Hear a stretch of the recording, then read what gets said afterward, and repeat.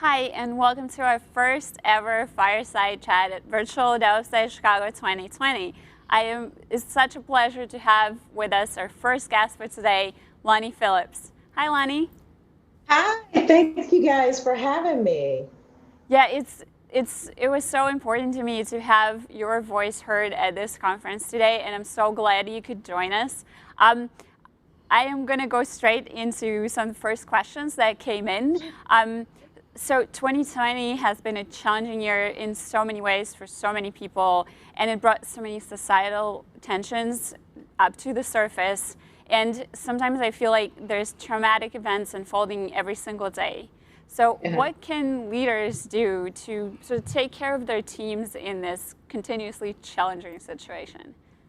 An important question to ask, considering the times that we live in. One of the things I heard recently that I really could identify with is if you think about the series of things that have happened in succession in 2020, people are saying it's like post-traumatic stress. And so I had a moment where I just paused to think on that. And I said, I guess for a lot of people it could be. So what I would tell leaders to do today, a couple of things. One, before you jump into any conversations, whether that be a one-on-one or a group discussion, I would build in that time up front to do a check-in, to just check in with people, understand how they're doing, and allow them to just vent a little bit. And I think it will be a really healthy discussion for you to create that space. Some of the other things that I've even seen people do is abandon agendas for meetings to just create that space for people to talk, share best practices, and just create a safe space for those conversations. The other thing that I would encourage you to do is identify where the benefits are for your employees, because a lot of people right now are dealing with a lot of stress. Just remind them that they have benefits that they can take advantage of, whether that be if they need time off or if they want to take up any special cares program that you have in place, to just remind them of what's available to them and encourage them to use it if they ever need it. And the third thing I would just recommend that leaders do is meet people where they're at and just understand what they're going through and recognize that everyone has a different experience. So I think those are probably the three tips I would leave. I think one thing that jumped out to me, when you talk about checking in, and I think something that I see that's really important is giving people the opportunity to be checked in with in the way that's right for them. So I know, as someone who's had challenges with things and stuff like that, sometimes you're not in a place, right? Like, so I always like to, if I'm going to check in with Sasha, is say, hey, Sasha, just wanted to check in. You don't have to reply. You don't have to tell, I'm here, whatever you need, but don't feel, and maybe the answer is just, I'm cool, leave me alone. And giving people permission to not have to take that on, but making it open. And like you said, meet them where they're at. I think that speaks to that. That's great. Yeah. Absolutely. I do think you have to remember, Matt, that everyone is different. Some people are not comfortable talking about their emotions, and make that okay, but just let them know that you're there and that you care. So this interesting and brings me into our next question, which is, in your talk, you mentioned that we should listen with empathy and make sure that we're not judging people's feelings, because feelings just are, right? They can't be wrong. But sometimes you're faced with something that's very off-key or some remark that's very non-inclusive towards some members of the community or something like that. As a leader, how can you take care of that? How can you react to that and make sure that you can handle that, especially in a group setting when there's more people potentially being impacted? Wow, so are the comments being made in front of a group, or are the comments just being made to me in private? Well, let's address both, maybe. Differently, right?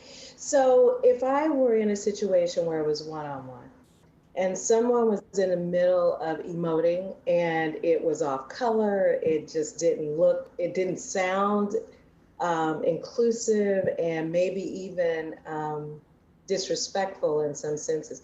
I really mean what I say. In that moment, it's my job to just listen, let them vent, and let them get it out. And then once they've had an opportunity to do that, I would then ask for permission to say, I want to tell you what I heard. And was that your intention? And sometimes people are just in the middle of feeling, and their feelings are clumsy, they're not comfortable talking about what's on their mind, and they had no intention on communicating that. That's just how it came out. So I usually try to check in to validate, tell them what I've heard, right? And say, is that what you wanted me to take from that? And then what I try to do, depending on if they say yes or no, if they say yes, that was my intention, I'll say, now, what would you like to see me do with that? And I immediately go to a space of just asking them, what would you like to see me do? If there's any form of disrespect, I would find a way to address that, because I want to make sure that I create an inclusive environment. So that's how I would handle it one-on-one. If I were in a group and someone said something that was really off color, I would probably immediately assert myself to the front of that conversation before the rest of the room reacts. And I would probably look for a moment and say, hey, you know what? Obviously, there's a lot on your mind. And I want to make sure that we can allocate the appropriate amount of time for you to be able to share your thoughts and feelings, and we can work through that. Let us find a different time for us to have this conversation, and I'm committed to do that by the end of this day. And then I would quickly bring it to a close, and then I would say, but please hold me accountable, because we will have this conversation a little bit later. And then I would transition the conversation, because I would want to make sure that no one felt disrespected in the room.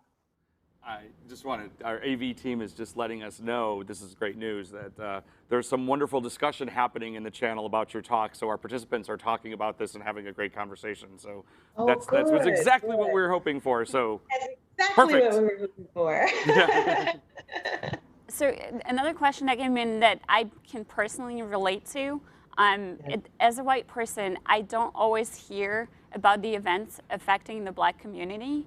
And that can be a problem, because if I come into work all shiny and bright-eyed and I talk to you and, you know, I say, oh, how are you doing today? And I totally don't give you space to kind of be what you are and feel what you feel, and I'm not even aware of what's happening. So the question is, I guess, how can we see more events that affect the Black community specifically, and make sure that we're aware of what's happening in the world? Well, the first thing I want to make sure that you understand is that you're not alone. You have members of the Black community who don't know everything that is going on. And part of the reason for that is some of us have had to stop watching the news because there was just so much negativity, and it was just killing our spirits. And we were just all just having to carry the weight of that throughout the day. And so I want you to know that you're not alone. That's not just to our Caucasian colleagues. Everybody is kind of saying enough is enough. So we all may not be up to speed on everything. I think the best thing you could do is, I always tell people, go out on the internet or watch a news channel to try and get a summary of all the things that have happened over the last 24 hours if you want to stay informed. But I don't even want to encourage you to stay informed about every single news story. What I'm trying to get across to people is just meet people where they're at. And maybe right now in this time, because we know it's crazy with the pandemic and all the social injustice and all the kids are back in school and parents are working and trying to be teachers to these kids, everybody's got emotions all over the place. Just before you jump in, just stop and say, how are you today? And recognize that when you ask that question today, it could be different from tomorrow. Or how are you doing right now? Because sometimes that can change moment after moment, you know? So I hope that helps. I like that. I like that the idea of that checking in is not something you should do just because you're aware that someone might have it. We could all use it right now.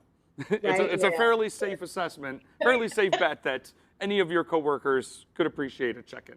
It's probably something. And I will say, on a personal note, like, I had a couple of personal events happen in the last 2 months that are not related to, you know, everything else that's going on in the world. And yes, it definitely affected me. And it brought up how much I didn't realize how much that affects other people, you know, just a few short months ago.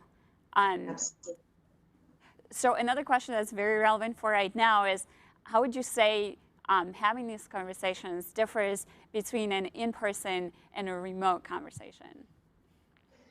Well, usually in person, there's just something about flesh to flesh right there in front of each other, eyeball to eyeball.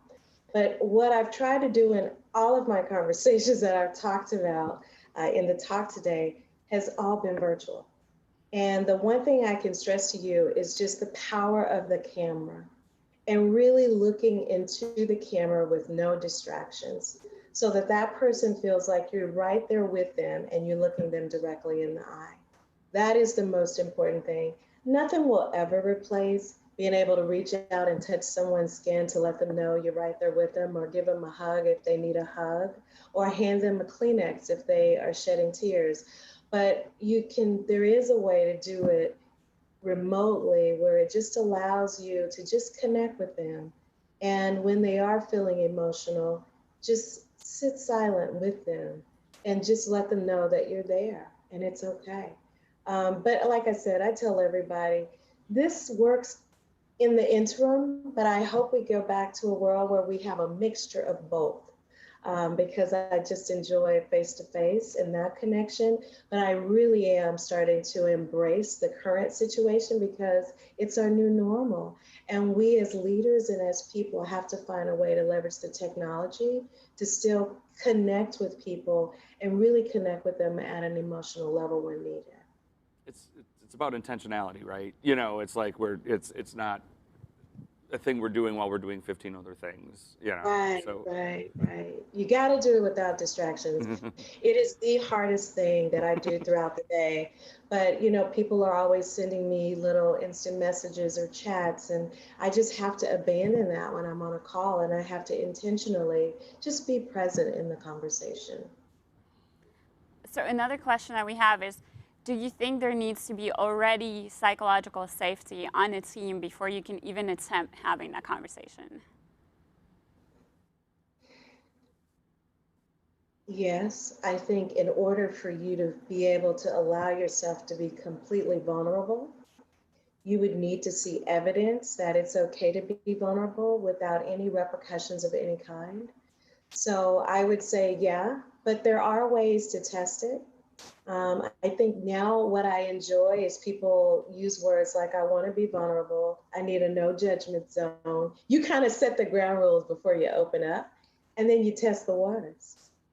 I do think even if you don't have psychological safety on the team, you can ask for it. Say, hey, I need to create a safe space.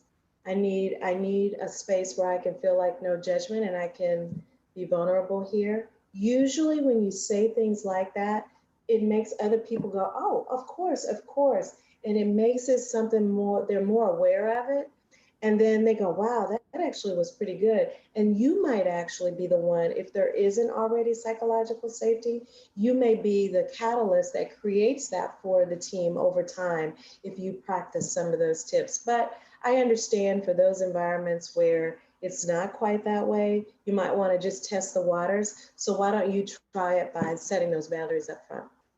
I think to reiterate on that, especially from someone in a more privileged space than most of the workspaces, it's a little safer, a little less vulnerable for me to show vulnerability. It's less risky, and that's something that I can do is to help display. Because the thing with psychological safety to me is that it's having the trust that you will not be punished or made fun of or anything like that for speaking up. And it's a lot easier for me to speak up than other people. So it's a relative, it's a very literally the least I can do, to help model that and understand that behavior, psychological safety comes from modeling.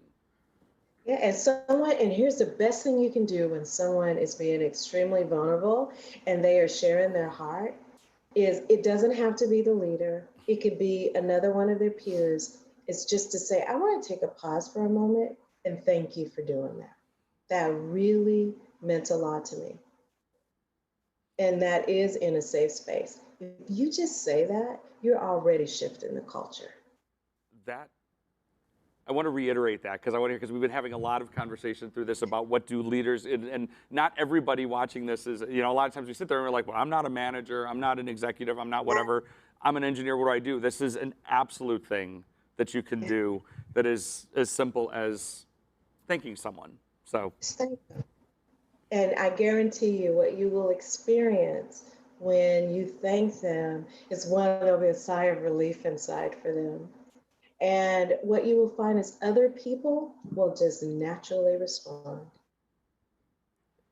So this is an interesting thing, and I don't know that there's really an answer to that, but um, I've heard complaints from all sides of the spectrum, right? From white males and from black ladies and from anyone being like, I don't feel safe voicing my real opinion, bringing my real self to work because I'm afraid of the repercussions. And I just sometimes I don't know how to alleviate that other than personally give them a safe space in a one-on-one conversation, but not I kind of don't know how to address that in a team setting. So are you addressing it as a manager or are you addressing it as just a peer? Your I would manager say is as a both. peer is very interesting because not everyone has the authority to sort of speak up and create that safe space by just exercising authority. And we all need the ability to help people feel safe. I would say to you that everyone, regardless of their title, has the ability to create that space. And you have the ability to empower anyone that you speak with to be able to show up as their authentic self. And one way to get people to show up as their authentic self is for you to model that behavior. And then to just express genuine curiosity about who they are, what they're about, what they enjoy, their creativity, if it's something they're wearing, or if you're just curious about something, just ask and just say, I really love this about you, and I would love to experience more of it here at work. Share more of that with me. And I think the more you encourage people to share, the more they will start to show up as themselves. And then I have learned as a leader, it's important to be able to recognize one of the things I love to say is, hey, when I say it's no judgment zone, I expect all of you to show up as your authentic selves.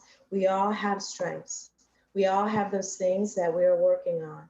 But I really want to take advantage of the strengths you have and really be able to figure out how together we can bring our collective strengths to achieve a goal. But I could do that even if I wasn't the leader.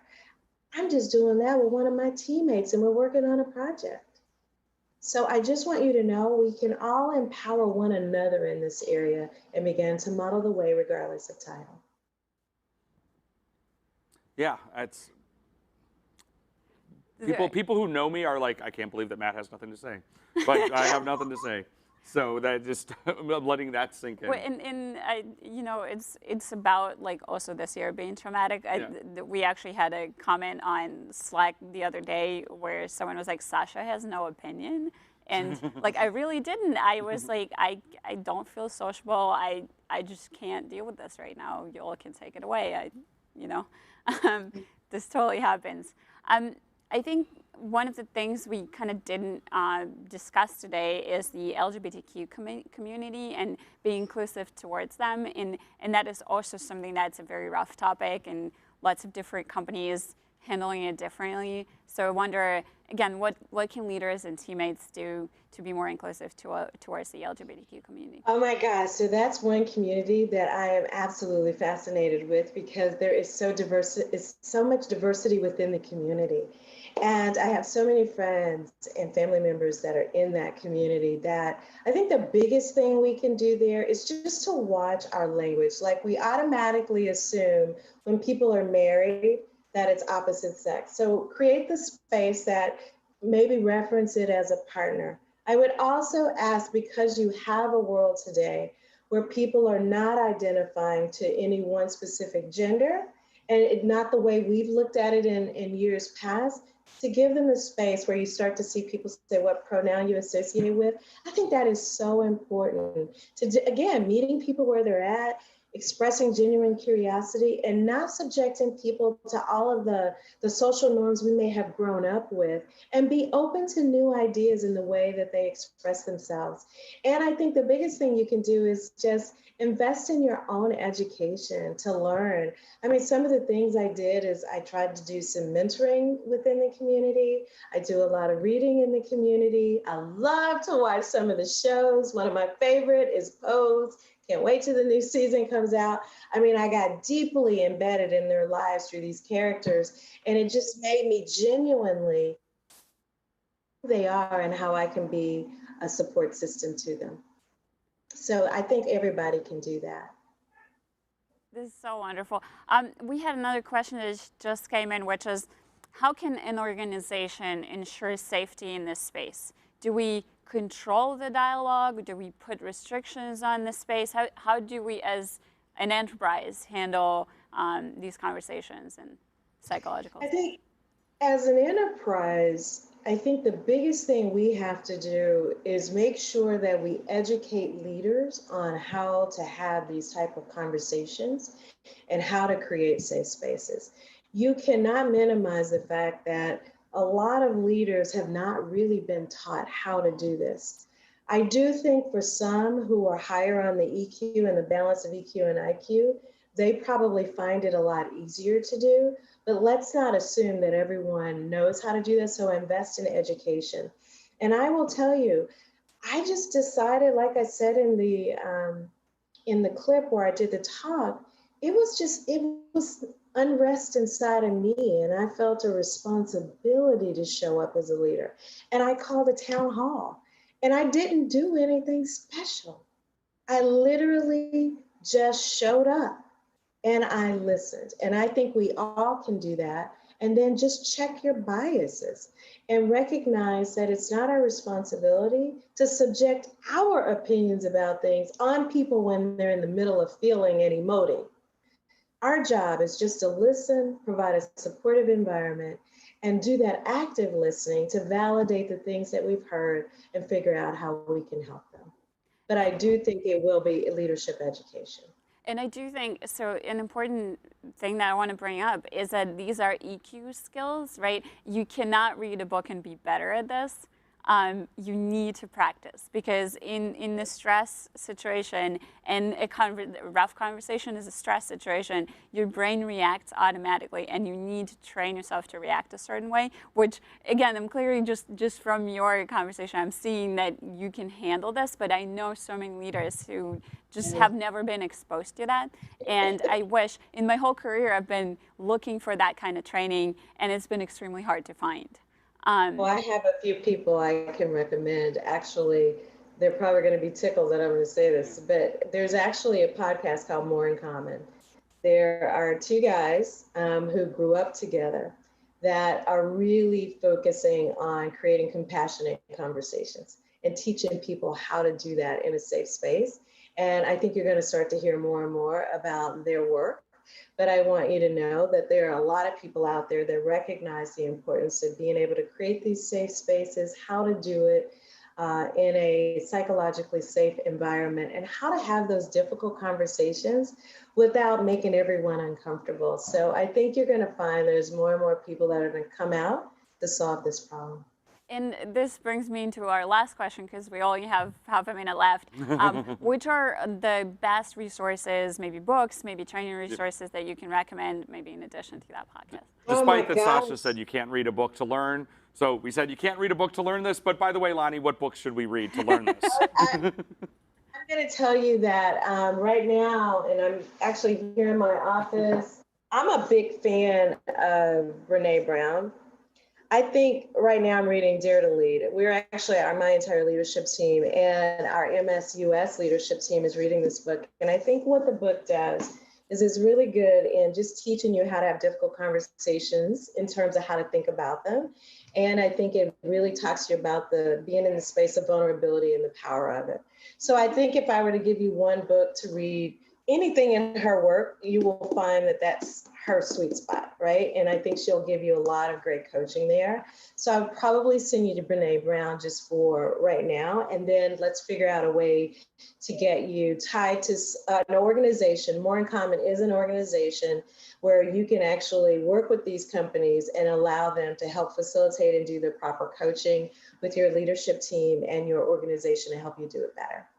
That's amazing. And Lani actually has her own book coming out shortly, which I wanted to mention here. Yes, I'm finally gonna do it. So yes, in 2021, I still a little bit of a secret, But yes, I'm doing my first leadership book. I'm so excited. And it's really going to be speaking to inclusion and how to do it, how to drive inclusion in the workplace. All right. Thank you so much for being with us today. We're at time, so thank you so much. It was so important to have you, and I'll see you soon, hopefully in person. I'll see both of you soon. Thank you both. Don't forget, we're going to be